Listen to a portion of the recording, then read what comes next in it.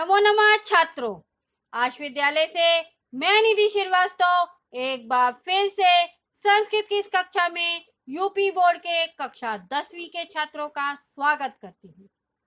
छात्रों, पूर्व की कक्षा में हमने आपको उद्भिज परिषद, उद्भिज अर्थात वृक्षों की परिषद यानी सभा, आम सभा मीटिंग के विषय में बताया और हमने आपको बताया कि इस अध्याय में वृक्षों की आम सभा जो हो रही है वो कल्पित है, यानी कल्पना में, यानी सोच में है। लेखक जो है वो सोच रहा है कि एक बार वृक्षों की आम सभा हुई, उसमें पीपल का वृक्ष है, नेता था, मुखिया था और वो सभी को मीटिंग में बता रहा है। क्या बता रहा है? कि मनुष्य जाति जो है वो सबसे ज्यादा खतरनाक है। क्यों? उसने मनुष्य जाति पर ही कुठाराघात किया है, यानी सीधा सीधा प्रहार किया है और कहा है कि सृष्टि का सबसे तुच्छ से तुच्छ प्राणी जो है वो मनुष्य जाति है। क्यों? क्योंकि वो अपनी स्वार्थ सिद्धि के लिए किसी का भी अहित कर देता है। वो नहीं सोचता कि सामने वाला उसका कितना नजदीक और कितना भला करता है। जबकि उसी जगह में जानवर भी है जो हत्या करते हैं, परंतु वो सिर्फ अपनी भूख के लिए हत्या करते हैं, जो कि उनका प्रकृति प्रदत्त है। और कुछ जानवर तो केवल फल फूल से ही अपना पेट भर लेते हैं, परंतु जो लोग पशुओं को मारकर ही अपना पेट भरते हैं तो वो केवल सिर्फ पशुओं को तभी मारते हैं जब उनको भूख लगी होती है, और अगर उनका पेट भर जाता है तो हाथ में आए हुए शिकार को भी वो छोड़ देते हैं।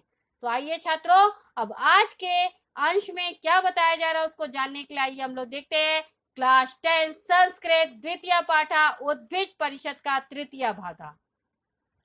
प्रस्तुत पाठ में भी हमने गद्यांश का हिंदी भाषा में अर्थ और संधि विच्छेद पर प्रकाश डाला है और यह गद्यांश निर्धना से लेकर विसर्ज्य या मास तक है। ध्यान से देखिए, बहुत कठिन लेसन है। निर्धनम शतम काम्यते, यानी निर्धनम यानी गरीब जो है वो शतम काम्यते यानी 100 रुपए की कामना करता है, क्योंकि वो तो बिल्कुल गरीब है तो उसको 100 रुपए भी मिल गया तो उसके लिए बहुत बड़ा है। तो धनहीन जो है, निर्धना यानी धनहीन जो है वो 100 रुपए की कामना करता है।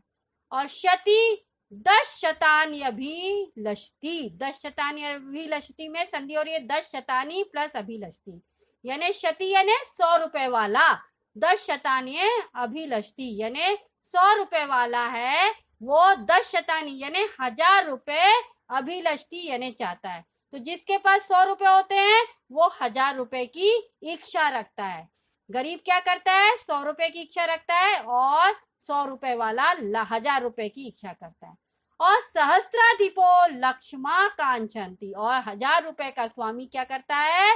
लक्ष्मा, लक्ष्मा यानी लाख रुपए, आकांक्षति यानी चाहता है। सहस्त्राधिपो यानी 1000 रुपए वाला, अधिपो यानी स्वामी, मुखिया। तो 1000 रुपए का स्वामी जो है या राजा जो है वो लाख रुपए की इच्छा रखता है। इत्थम क्रमशः ए मनुष्याणामाशा वर्धते, इत्थम यानी इस प्रकार, क्रमशः यानी क्रमशः, एव यानी ही, मनुष्य माणा माश यानी मनुष्यों की इच्छा जो है, आशा मनुष्य माणा माशा यानी मनुष्यों की जो इच्छा है वो वर्धते यानी दिन पर दिन बढ़ती जाती है। 100 रुपए वाला 1000 रुपए, 1000 रुपए वाला लाख रुपए, इस प्रकार से इच्छाएं बढ़ती जाती है हमारी। तो विचार्यताम तावत ये खलु स्वप्ने अपि तृप्ति सुखम नाधिगच्छन्ति सर्वदैव नवनवाशा चित्तवृत्त्यो भवन्ति संभाव्यते तेषु कदाचिदपि स्वल्प मात्रम शांति सुखम। तो विचार्यताम यानी विचार तो कीजिए, तावत यानी तो तब तो, ये खलु तावत यानी जो, जब तक, या जो, खलु यानी निश्चय ही, स्वप्ने अपि यानी स्वप्न में भी, तृप्ति सुखम यानी तृप्ति के सुख को, न अधिगच्छन्ति यानी नहीं प्राप्त करे होते हैं। तो संधि हो रही है ना प्लस अधिगच्छन्ति, तो तृप्ति के सुख को नहीं प्राप्त करते हैं। सर्वदैव यानी वो सभी प्रकार से या सदा ही, सर्वदैव यानी सभी हमेशा ही, नव नवाशा चित्त वृत्ति हो यानी नई नई, नवनवाशा यानी नई नई, चित्त यानी मन में इच्छा, वृत्तियों यानी रखते, भवंती यानी होती है। तो विचार तो कीजिए कि जो स्वप्न में भी सुख को प्राप्त नहीं करते, तृप्ति के सुख को, जिनकी अभिलाषा शांत हो, ऐसे सुख को प्राप्त नहीं करते हैं, उनका सदा ही नई नई इच्छा से क्या होता है, चित्त भरा होता है, यानी मन भरा होता है, वृत्तियों यानी भरा होता है। संभाव्यते तेषु कदाचित अपि, संधि और ये कदाचित प्लस अपि, स्वल्प मात्रम शांति सुखम। संभाव्यते यानी संभव है, तेषु यानी उनमें, कदाचित अपि यानी थोड़ी सी भी, स्वल्प मात्रम यानी स्वल्प मात्र यानी थोड़ी सी भी, स्वल्प मात्र कभी भी, थोड़ी सी भी शांति सुखम, तो थोड़ी सी भी शांति सुखम यानी शांति सुख नहीं होती। तो विचार तो कीजिए कि जो स्वप्न में भी तृप्त नहीं होते हैं, वो जो तृप्ति के, जो उससे सुख को प्राप्त नहीं करते हैं, वो अपने मन में नई नई इच्छा से मन भरा रहता है उनकी, और क्या उनमें थोड़ी सी भी शांति के सुख की संभावना होती है? नहीं। येषु क्षणमपि शांति सुखम नाविर्भवति, येषु यानी जिनमें, क्षणमपि यानी क्षण भर भी, शांति सुखम यानी शांति का सुख, नाविर्भवति संधि और ये ना आविर्भवति यानी नहीं उत्पन्न होता है, ते यानी वे सब, खलु यानी निश्चय, दुख दुखे न यानी दुख से ही भरे होते हैं, समयमति वह यानी दुखी ही रहते हैं पूरे समय, समय अपना दुखी में ही बिताते, क्योंकि जरा भी उनकी तृप्ति पूरी नहीं होती है और वो शांति का सुख नहीं बिता पाते। इत्यपि किम वक्तव्यम, इनका भी ऐसा भी क्या कहना चाहिए, मतलब इनके बारे में भी क्या बोलना चाहिए। संयमति वायंती में भी संधि है, संयम प्लस अति वायंती। तो क्या कह रहा है कि जिनमें क्षण भर भी शांति का सुख उदय नहीं होता है, तो वो निश्चय ही महान दुखों से अपना समय बिताते रहते हैं, और इनके विषय में तो कुछ कहना ही नहीं चाहिए। तो क्या कहना चाहिए, आगे देखिए। कथम व निज निजावस्थायामेव तृप्तिम अनुभव भवद्भ्य पशुभ्यस्तेषां श्रेष्ठत्वम। तो वो क्या कह रहा है कि कथम व यानी कैसे वे सब, निज निजावस्थायाम यानी अपनी अपनी अवस्था में ही, तृप्तिम अनुभव तृप्ति का अनुभव कैसे कैसे प्राप्त करते हैं। तो तृप्ति का अनुभव वो क्या करते हैं, वो कैसे अपनी अपनी अवस्था में ही तृप्ति का अनुभव, तृप्ति अनुभव यानी तृप्ति का अनुभव क्या करते हैं, उपजाते रहते, करने वाले पशुओं से, उनकी पशुभ्यस्ताम श्रेष्ठवम यानी पशुओं से श्रेष्ठता कैसे। तो अपनी अपनी अवस्था में ही तृप्ति का अनुभव करने वाले मनुष्यों से, न केवल पशुओं, वो क्या है कि करने वाले पशुओं से उनकी श्रेष्ठता कैसे हो सकती है। यद्यपि विगरहितम कर्मम संपादितुम पशुओ अपि लज्जन्ते तत्तु मानवामिषत्करम। यद्यपि यानी जिससे, जिस प्रकार से, विगरहितम यानी निंदित कार्य, गिरा हुआ कार्य, कर्मम यानी कार्य, संपादितुम यानी करने के लिए, पशुओं अपि यानी पशु भी, लज्जते यानी लज्जित होते यानी शर्मनाक होते हैं, तत्तु यानी वह, मानवाम निषत्करम यानी मनुष्य के लिए छोटा काम है। पशु अपी में संधि है, पशुआ प्लस अपी। तो जिस निंदित कार्य को या जिस घृणित कार्य को करने के लिए पशु भी लज्जा महसूस करता है, शर्म महसूस करता है, वह कार्य मनुष्य के लिए सबसे छोटा सा काम है। या न केवलम पशुभ्यो निकृष्टास्त्रीणेभ्यो अपि निस्सारा एव, न केवलम मनुष्य, न केवलम पशुभ्यो यानी न केवल पशुओं के लिए, निकृष्ट यानी निकृष्ट है, अब तृणोभ्यो अपि यानी तिनकों से भी, निस्सारा एव यानी शक्तिहीन है। तो मनुष्य न केवल पशुओं से भी निकृष्ट है, बल्कि तिनकों से भी शक्तिहीन है, यानी तिनकों से भी गिरा हुआ है। तृणानि खलु वात्या स्वशक्तिता अभ्युदय वीर पुरुषा एव शक्ति क्षिति तले पतंती, न तो कदाचित का पुरुषा एव स्वस्थानम अपहाय प्रपल्यांते।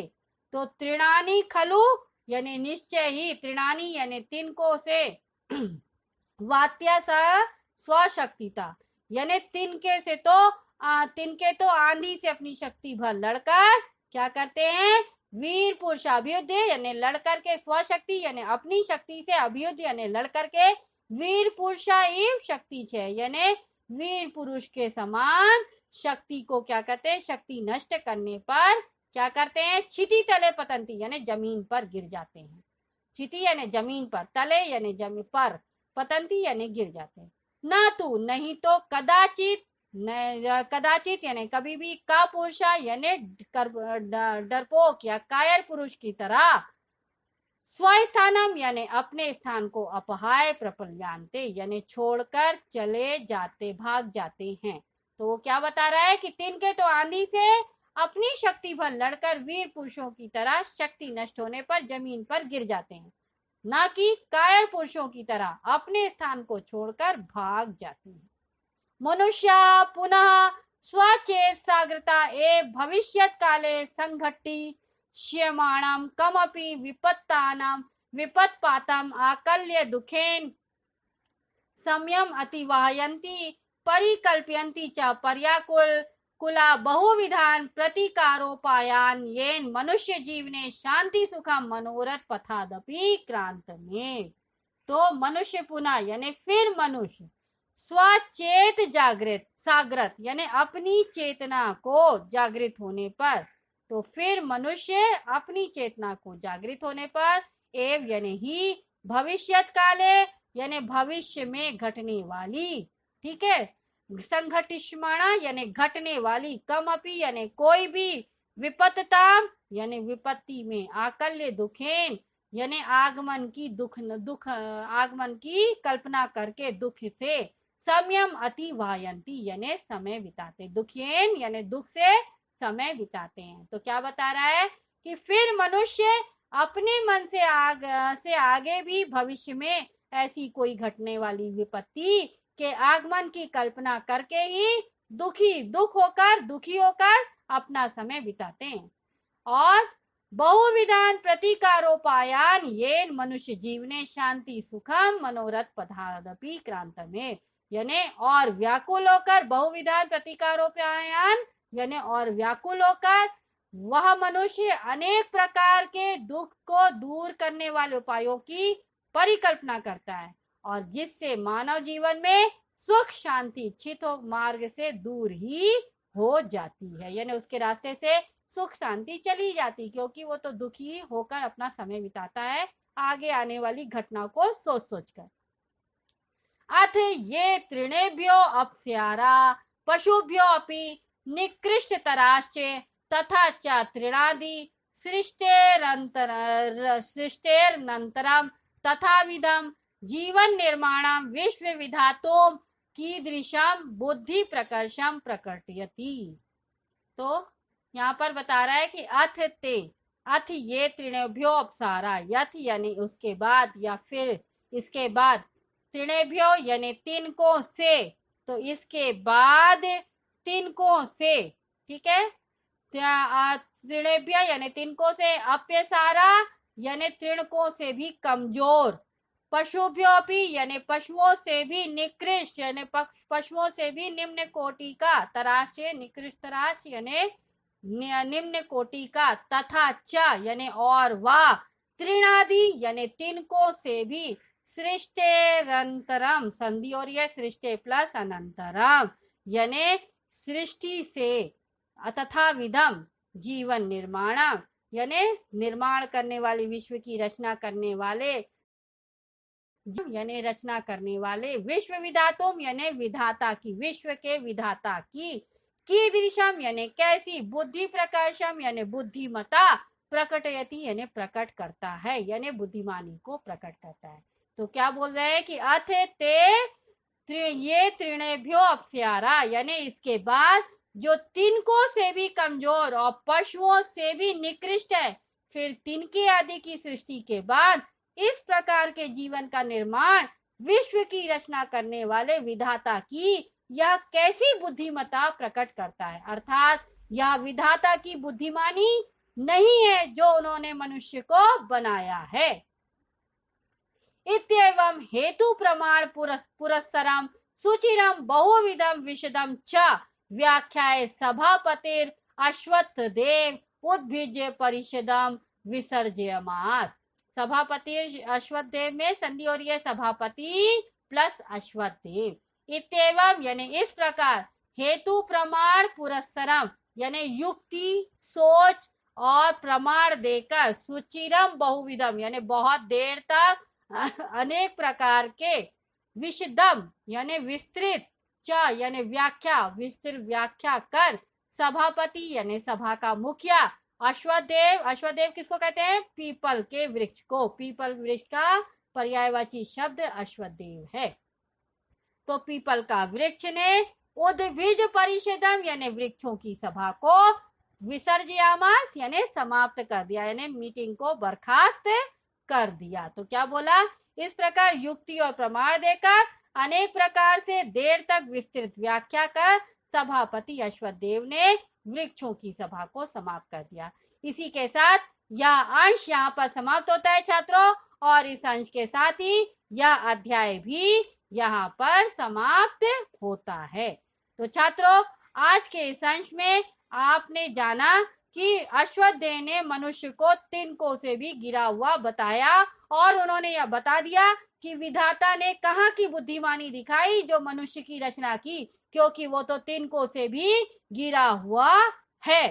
ठीक है छात्रों, तो इसलिए आपको अपने कर्म को हमेशा उच्च करना चाहिए, अपना सोच विचार अपने कर्मों को हमेशा उच्च रखना चाहिए, जिससे कि लोग हमको गिरा हुआ ना समझे।